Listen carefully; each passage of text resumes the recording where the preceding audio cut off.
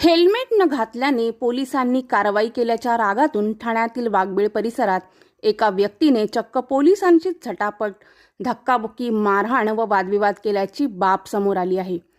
या प्रकरणानंतर संबंधित व्यक्तीला पोलिसांनी कासार वडवली पोलीस स्टेशनमध्ये नेऊन त्याच्यावर BNS कायद्याच्या कलम 221 अंतर्गत कारवाई करण्यात आली आहे। त्याचप्रमाणे विना हेल्मेट घालून वाहन चालविले म्हणून MV ॲक्ट 129 प्रमाणे दंड देखील आकारण्यात आला आहे। अनिरुद्ध कुवाडेकर असे संबंधित व्यक्तीचे नाव आहे।